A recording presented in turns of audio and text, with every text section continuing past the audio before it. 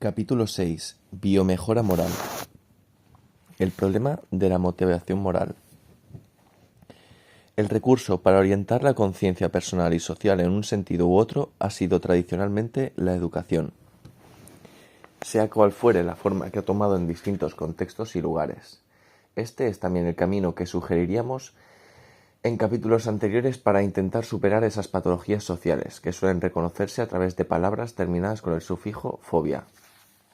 En nuestro caso, especialmente la porofobia. Se trataba de situar nuestras actuaciones a la altura de las declaraciones, superando esa debilidad moral que es la conciencia personal y social. Naturalmente, un factor clave en este proceso de mejora o mejoramiento es la motivación. Evidentemente, la motivación moral para obrar por normas universalistas que protegen a todas y cada una de las personas y no solo a las que proporcionan ventajas es tan débil que resulta difícil en la vida cotidiana erradicar el rechazo a los grupos relegados en una sociedad porque no parecen tener mucho que ofrecer.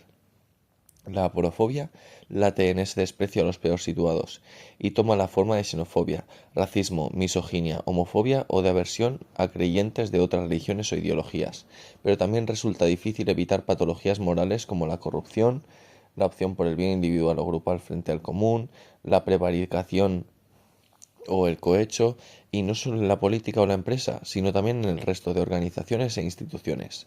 Comentaba un rector de una universidad española que para serlo es preciso atender a la vanidad de 500 profesores poderosos dispuestos a cambiar sus apoyos si no reciben a cambio privilegios y reconocimientos múltiples por parte de quienes gobiernan la universidad. Si las cosas funcionan de este modo, la injusticia es obviamente inevitable. La educación parece ser el instrumento con el que contamos para motivar en un sentido distinto al olvido de los menos afortunados, y conocer el funcionamiento del cerebro puede ayudar en esa tarea.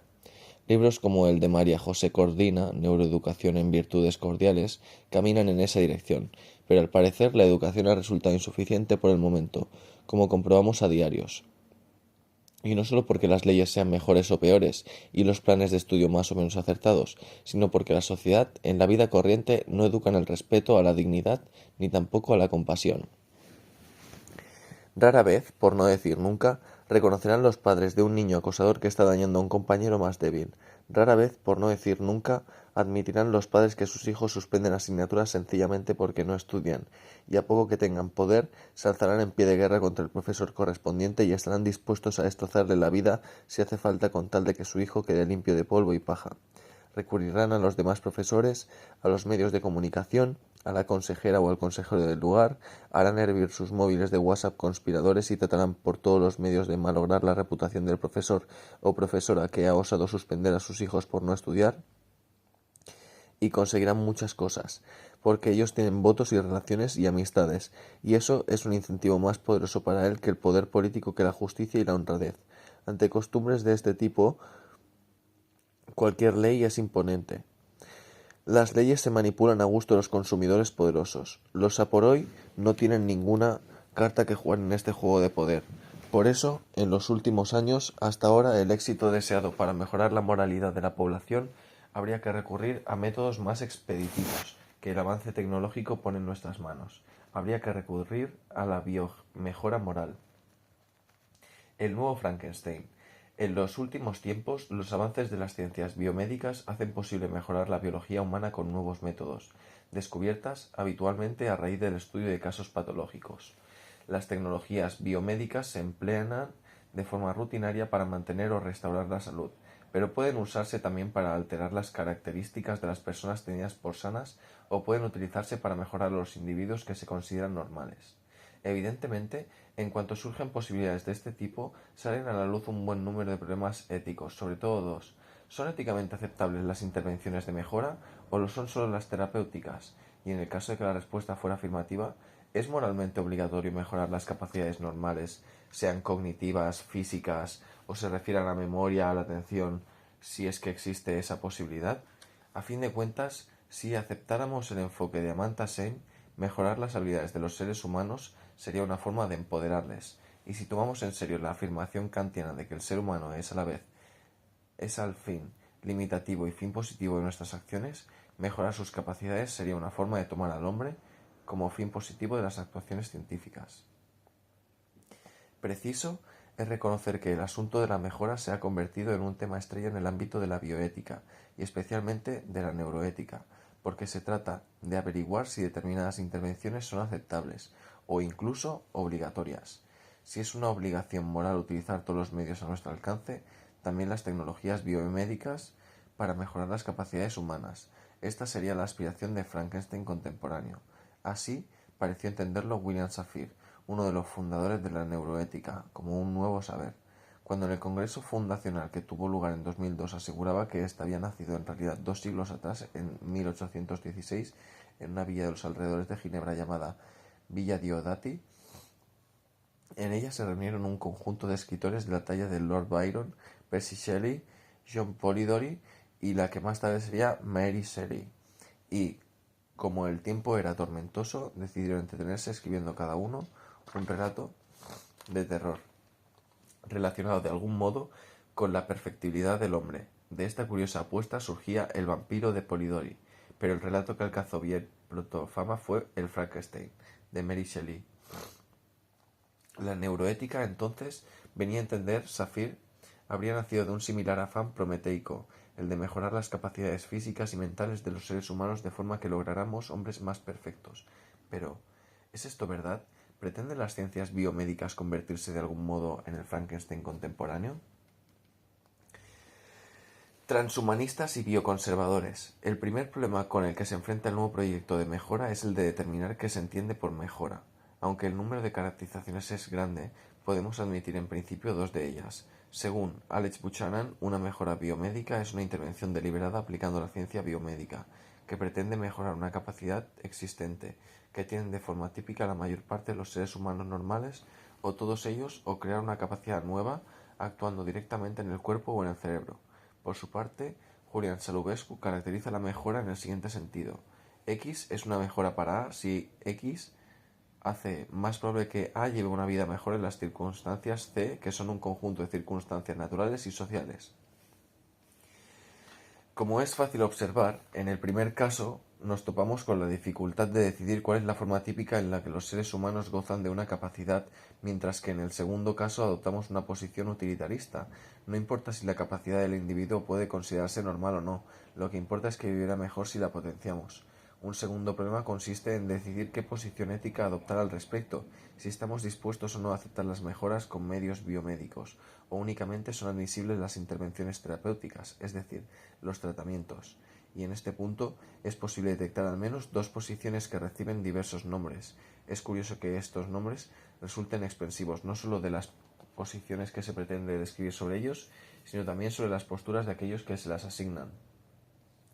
En la introducción al libro Human Enchantment, los editores Sabulesco y Borton distinguen dos posturas enfrentadas en este debate: los transhumanistas y los bioconservadores. Ellos mismos se reconocen como transhumanistas, hasta el punto de que Nick Boston fundó en 1998 junto con David Pearce la World Transhumanist Association con el propósito de proporcionar una base organizativa para todos los grupos transhumanistas.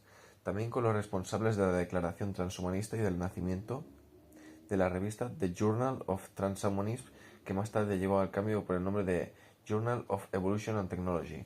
Para definir el transhumanismo resulta de gran utilidad recurrir a la acreditación que acuñó el término del biológico Julian Huxley, hermano de Aldous Huxley, quien fue el primer director general de la UNESCO. En efecto, en Religion Without Revelation, 1927, escribe: la especie humana, si lo desea, trascenderse a sí misma, no sólo de forma esporádica, un individuo aquí de un modo, otro de allá de otro modo, sino en su totalidad como humanidad. Necesitamos un nombre para esta nueva creencia. Tal vez transhumanismo pueda servir, el hombre permaneciendo hombre, pero trascendiéndose a sí mismo, al actualizar nuevas posibilidades de y para su naturaleza humana. El transhumanismo se distanciaría de una posición como la de Nietzsche, que pretende el autotrascendimiento de algunos individuos con capacidad y voluntad para hacerlo, porque los transhumanistas se proponen como objetivo el autotrascendimiento de toda la humanidad y además no solo tratando de encargar la fórmula llega a ser lo que eres de Píndaro y Nietzsche, sino llega a ser más de lo que eres. En cualquier caso, Los transhumanistas han tenido y están teniendo un buen cuidado en distanciarse de anteriores proyectos de cuño totalitario de modificar a la especie humana, levantando la bandeja progresista y ligando sus propuestas cada vez más al liberalismo cultural, a la democracia política y al igualitarismo.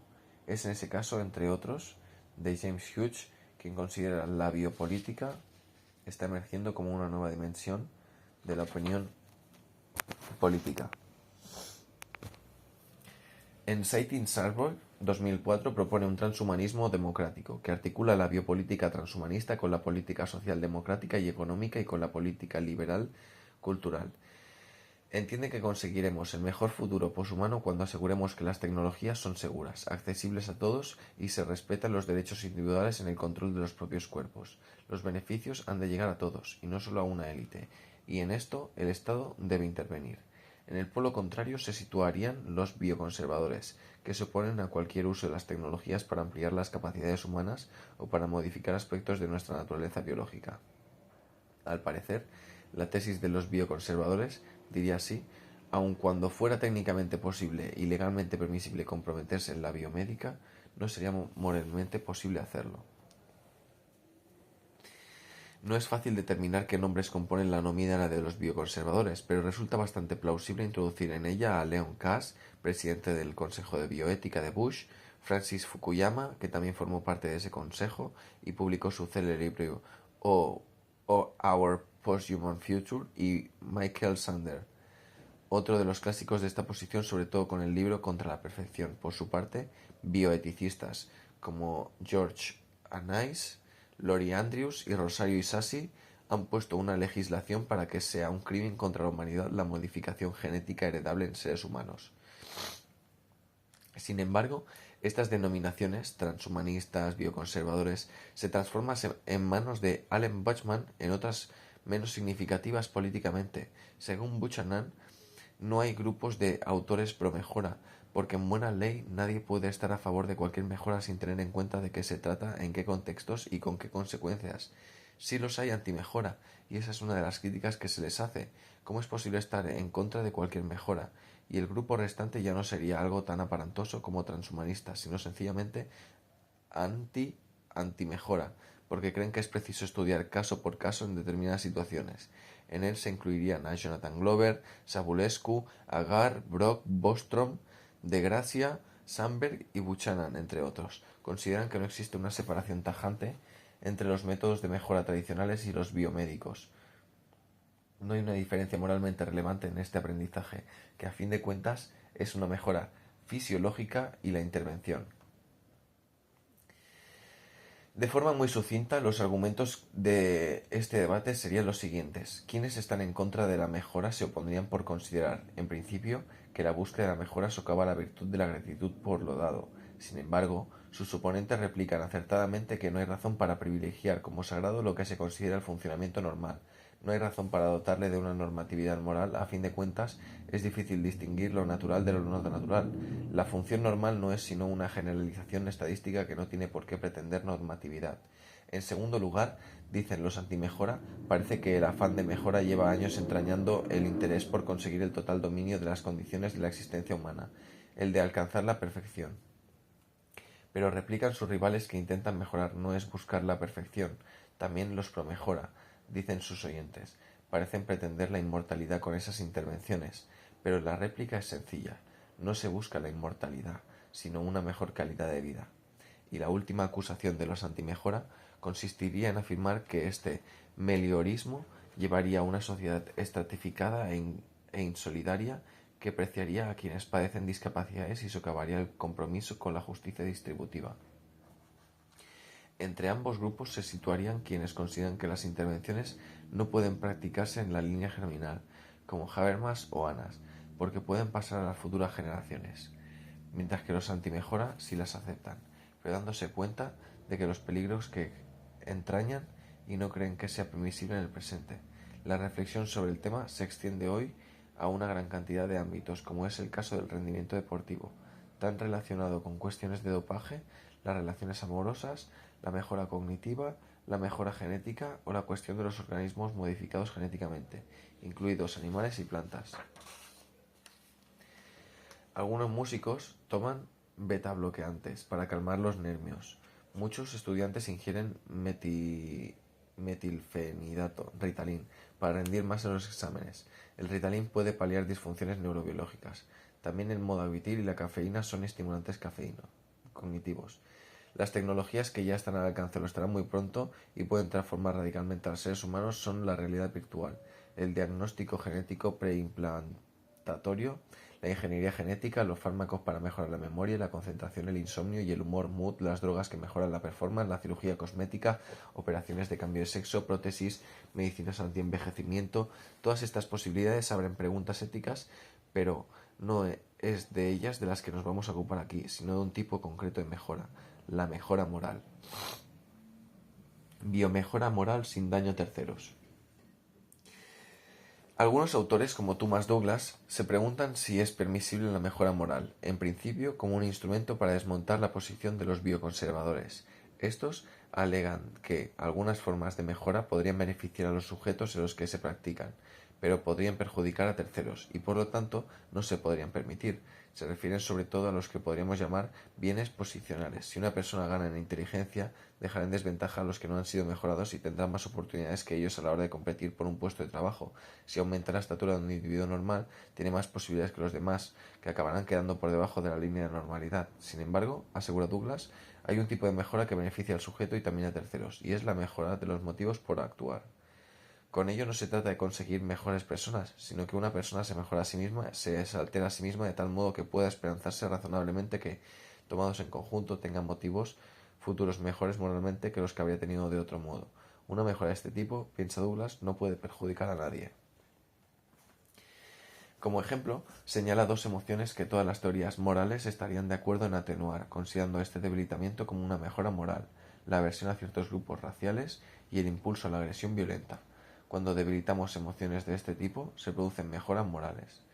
La base biomédica de esta posibilidad radica en trabajos genética conductual y neurociencia que han llevado a una comprensión reciente de las bases de la agresión. Modificar esas bases supondría una mejora moral permisible. De hecho, hay evidencia de la implicación de un polimorfismo en el gen A del monoamino oxidasa MAO y en el nivel neurofisiológico de los trastornos en el sistema neurotransmisor de la serotonina. El racismo se ha estudiado menos, pero un conjunto de estudios de imagen resonancia magnética funcional sugiere que la amígdala desempeña un papel importante. Dado el progreso en las neurociencias, parece posible practicar modificaciones. Es, pues, permisible que las personas intenten mejorarse moralmente a sí mismas. Evidentemente, una posición como la de Douglas resulta impecable en lo que se propone, desmontar el argumento de los autores antimejora, según el cual no puede permitirse ninguna mejora que podría favorecer al sujeto, pero podrían perjudicar a otros. Las mejoras morales benefician al sujeto y también a los demás. Ahora bien, para hablar positivamente de permisibilidad moral de la mejora sería también necesario tener en cuenta hasta qué punto es realmente posible llevarla a cabo, desde un punto de vista científico, con qué procedimientos y con qué consecuencias previsibles. Un imperativo ético. Más interesante es la propuesta de Savulescu y Persson, según cual intentar una mejora moral de la humanidad por medios bioéticos no solo es moralmente lícito, sino que también es un imperativo moral. El hilo de la argumentación hasta llegar a la conclusión sería el siguiente. En algún momento Savulescu afirma que investigar sobre las posibilidades de mejora moral es necesario, porque la mejora cognitiva, mediante fármacos, implantes e intervenciones biológicas, incluidas las genéticas, acelera el avance de la ciencia y en este caso unos pocos individuos dotados de una capacidad cognitiva superior al resto pueden dañar a los demás al tener más conocimientos que los que tenemos ahora. La mejora cognitiva requiere una mejora moral para evitar un daño semejante. Sin embargo, este argumento resulta muy endeble. Hace 2 décadas que la posibilidad de que un grupo de personas pueda destruir la Tierra haciendo uso de su poder científico-técnico es una realidad, pero el riesgo no vendría tanto de los científicos como gentes con poder político o económico suficiente como para tener en sus manos ese tipo de instrumentos, tales como la energía atómica o las armas de destrucción masiva. Este peligro es una realidad. La posible mejora cognitiva puede incrementar un poder que ya existe, pero no supondría un riesgo nuevo. Tal vez, por esta razón, Savulescu y Persson recurren en lugar al hecho de que el poder científico y tecnológico de la humanidad ha crecido exponencialmente y tiene la posibilidad de destruir la Tierra. Esta Es una advertencia que ya había formulado claramente Otto Appel y Hans Jonas en los años 60 y 70 del siglo pasado. ¿Cuál es la especificidad de la nueva lectura? Según Apple, el problema consistiría en que las consecuencias de la ciencia y la tecnología eran universales, mientras que la ética se reconducía a la microesfera y la mesosfera, cuando necesitábamos una ética universal de la responsabilidad por las consecuencias de la ciencia y de la técnica. Pero justamente la idea de que el cientificismo tiene de la ciencia como una actividad axiológicamente neutral hacia una imposible fundamentar una ética universal. Por su parte, Hans Jonas compartía esta preocupación ante el poder destructivo alcanzado por la ciencia y la técnica y proponía hacerle frente con su ética de la responsabilidad. Sin embargo, los autores a los que podríamos llamar melioristas morales no reclaman una ética universal, sino que detectan las presiones de la evolución, no han desarrollado una psicología moral que nos permita abordar los problemas morales que crea un poder nuevo. Hay problemas como el del cambio climático o la guerra que necesitan una moral distinta, una preocupación por lo lejano, por las generaciones futuras e incluso por los seres vivos. Y sin embargo, nuestra motivación moral sigue ligada a la preocupación por el pequeño grupo. El problema es, pues, la motivación moral de los individuos. La historia empieza con la aparición del Homo sapiens. Desde entonces, los seres humanos hemos vivido en grupos pequeños y mayor parte de ese tiempo. Gracias a la evolución nos adaptamos al entorno físico, psicológico y social a través de unas disposiciones morales que consistían fundamentalmente en el ejercicio del altruismo y la capacidad de cooperar. El paso a la agricultura requería cooperación, además de tecnología, y con tales niveles de confianza que pudieran dividirse las tareas y esperar durante meses sin recompensa, lo que nos habría permitido trascender el egoísmo sería el grupalismo, como bien decía Darwin, porque ganarían los grupos más cohesionados, los que tienen capacidad de seguir normas sociales, compartir emociones, crear instituciones y obedecerlas, incluida la religión, una capacidad de la que solo gozan los seres humanos. Como bien dice Tomasello, nunca veréis a dos chimpancés llevando juntos un tronco. La capacidad de cooperar es propia de la especie humana. De ahí que, según nuestros melioristas morales, la moralidad consista principalmente en la disposición al altruismo, a simpatizar con otros seres, a querer que sus vidas vayan bien, pensando en ellos y en un conjunto de disposiciones, desde el que se origina el sentido de la justicia o la imparcialidad, basado en sus formas más simples en el toma y daca. Evidentemente, con esta comprensión de la moralidad están exponiendo uno de los topoi en los que coinciden los análisis de los exbiólogos evolutivos, los psicólogos evolutivos, los matemáticos experimentales y los neurocientíficos. Durante el periodo de formación del cerebro humano, los hombres vivían en pequeños grupos que podían sobrevivir gracias al altruismo interno y la ayuda mutua. Esas fueron las disposiciones morales que quedaron grabadas evolutivamente para permitir la producción y la reproducción de la especie. Por eso, y a pesar de la insistencia de autores como Dawkins en la disposición al egoísmo como clave de conducta, incluso a pesar de la idea de Hamilton del altruismo genético, parece que los grupos humanos que han sobrevivido son los que han aceptado un tipo de modelo contractual, un modelo de cooperación basado en la reciprocidad, sea fuerte o indirecta, en el mutualismo.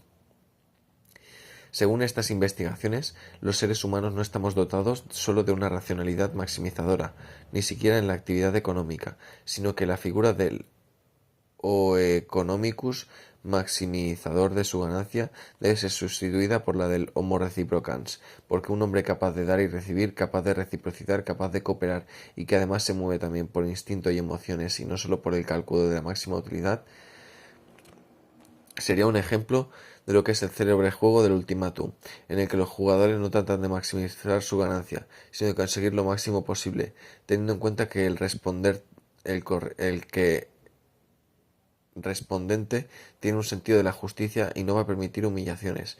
Curiosamente, quienes sí parecen tener una racionalidad maximizadora son los chimpancés, como han mostrado experimentos en los que juegan al ultimátum, adaptando para ellos, y resulta que los proponentes casi siempre hacen propuestas egoístas, y los respondentes casi siempre aceptan cualquier oferta que no sea nula, lo cual indica que no actúan de forma indiscriminada.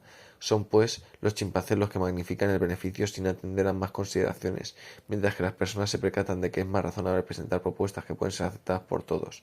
Buscar el beneficio a lo mutuo es más razonable que empeñarse en el máximo a cualquier precio. Estas formas de altruismo requieren que quienes las practican estén ya equipados con las siguientes capacidades: cuantificar los costes de lo que se da y los beneficios que cabe esperar, recordar interacciones anteriores y calibrar si cabe confiar en obtener beneficios, reconocer la dependencia entre dar y recibir, calcular cuánto tardan en llegar a los beneficios, estar dispuesto a aceptar el desfase entre el acto inicial de dar y el de recibir, detectar a los que violan las normas de reciprocidad, descubrir la intención de quienes actúan y la capacidad de castigar a quienes defraudan para impedir futuras interacciones. Al comprobar que el juego de dar y recibir resulta beneficioso para el grupo y para los individuos que lo componen, este juego ha ido cristalizando en normas de reciprocidad de forma esqueleto, sobre el que se sustenta la encarnadura de una sociedad. Pero el problema para lo que nos ocupa es que, al parecer, la especie humana ha permanecido esencialmente igual a nivel biológico y genético durante los últimos 40.000 años. Mientras tanto, tenía lugar la mayor parte de un desarrollo cultural sin precedentes, gracias al desarrollo del lenguaje oral y escrito. Pero continuamos con la moral de los pequeños grupos en que cooperamos internamente, pero no son los de fuera. Sin embargo, desde hace ya tiempo el entorno social y físico ha cambiado. Vivimos en sociedades millonarias, en seres humanos, los límites de la humanidad alcanzan ya un mundo global que de algún modo incluye a las generaciones futuras y a seres vivos no humanos. Pero la motivación moral de los individuos no se ha modificado. ¿No es posible que exista un desequilibrio entre las exigencias morales que presentan las instituciones democráticas situadas en el nivel postconvencional del desarrollo de la conciencia moral y las motivaciones morales de los individuos que siguen aferrándose a los códigos más primitivos de supervivencia? En este sentido, Hume diría expresamente que en general puede afirmarse que en la mente de los hombres no existe una pasión como tal como el amor a la humanidad, considerada simplemente en cuanto tal y con independencia de las cualidades de las personas, de los que favorecen que nos hagan o de la relación que tengan con nosotros. Y Kant, por su parte, entenderá que la benevolencia, en caso del amor universal a la humanidad, es, pues, ciertamente mayor en cuanto a la extensión, pero la menor en cuanto al grado. Y cuando digo me intereso por el bien de ese hombre, en virtud únicamente del amor universal a los hombres, el interés que me tomo en ese caso es el menor posible. Simplemente no soy indiferente con respecto a ese hombre.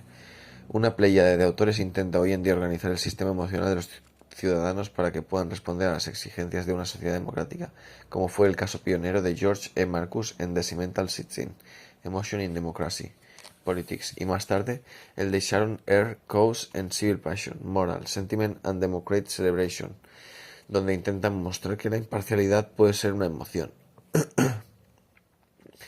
Así las cosas, se hace necesario legislar para conseguir cambios efectivos, pero esto han de hacerlo los políticos y sucede que a los votantes no les interesan los problemas de los lejanos en el espacio y en el tiempo. ¿Qué hacer para cambiar la motivación moral de los ciudadanos, de forma que se preocupen también por los lejanos en espacio y tiempo?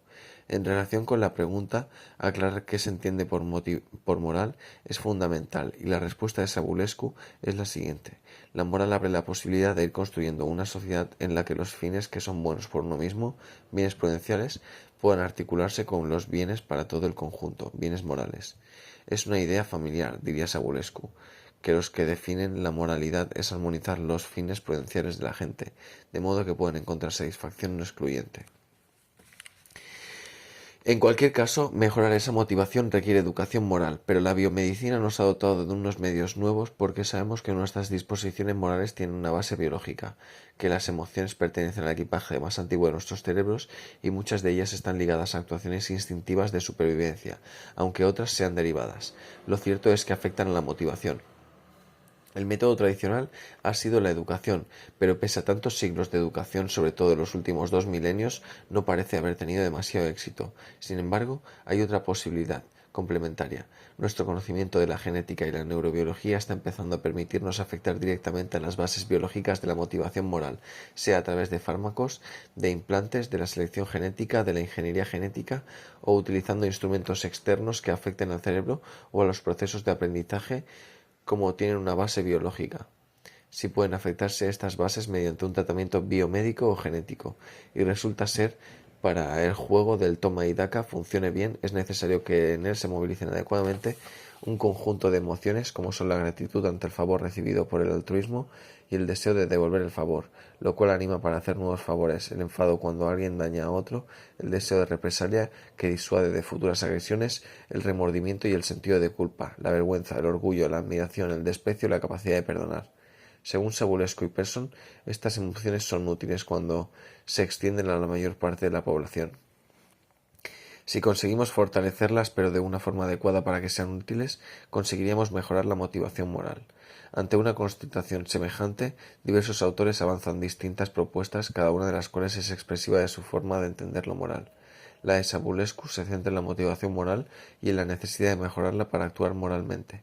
La educación, la argumentación y el razonamiento son muy importantes, pero es imprescindible modificar también las emociones, que son las que están ligadas a la motivación. Nuestras disposiciones morales están basadas en nuestra biología y por lo tanto no son un producto cultural, como sí lo son la comprensión de una lengua o de las leyes.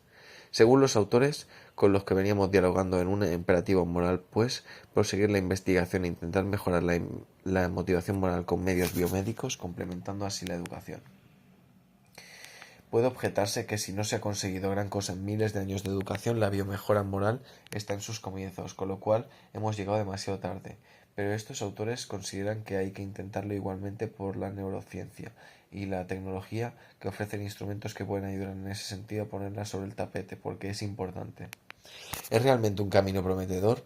Ciertamente las propuestas de mejora con biomédicos presentan virtualidades y límites que conviene considerar, empezando por las virtualidades que a mi juicio se sitúan sobre todo a nivel diagnóstico. 1. Es importante descubrir que nuestras disposiciones morales tienen también bases biológicas, cuyo sentido consiste en lograr la eficacia adaptativa de los individuos. Por una parte, es posible influir en ellas, pero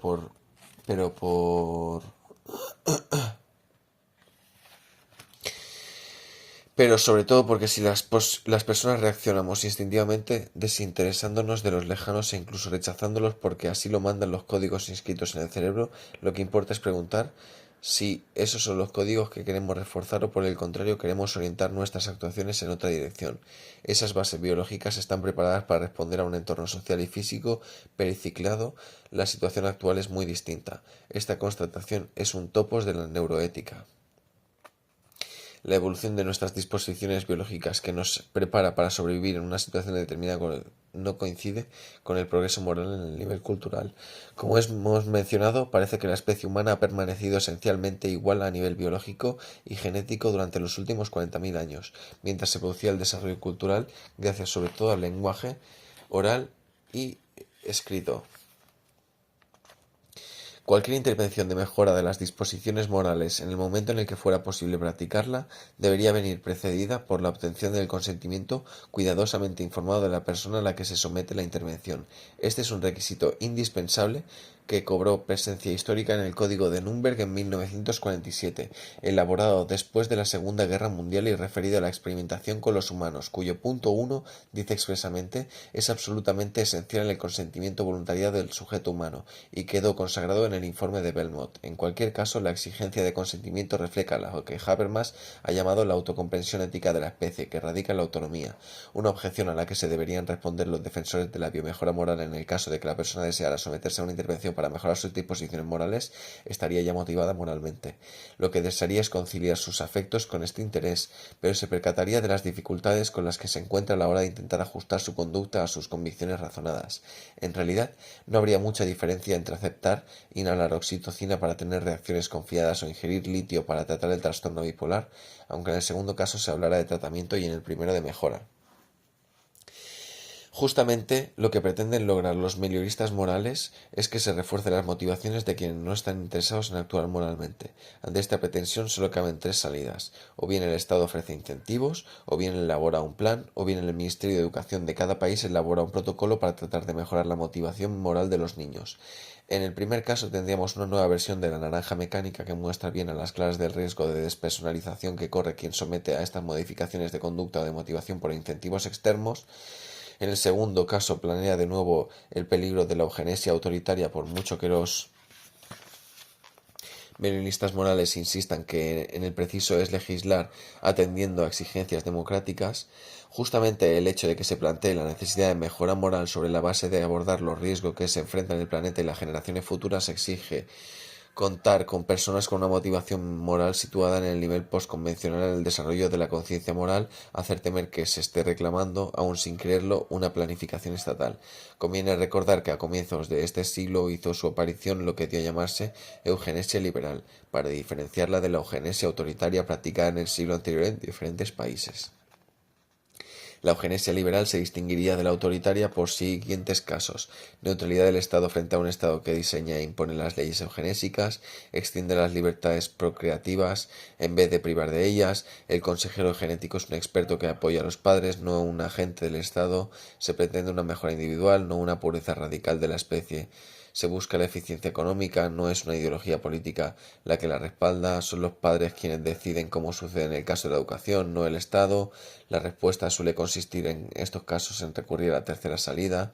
Se trataría de complementar el proceso educativo, lo cual requeriría un plan de escuelas organizado por el Estado, pero un proyecto semejante sigue pareciéndose en exceso al de modificar las bases de la conducta de una persona sin su consentimiento.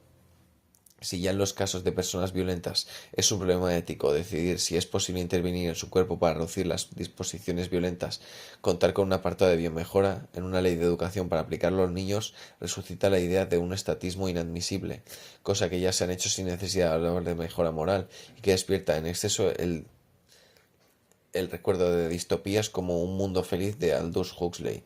En cualquier caso, las modificaciones de los móviles cooperativos no parecen dar con el móvil moral. Atender a lejano y cercanos por el motivo moral les exige cultivar la capacidad de apreciar lo que es valioso por sí mismo, y no sólo por el beneficio en convivencia que puede reportar.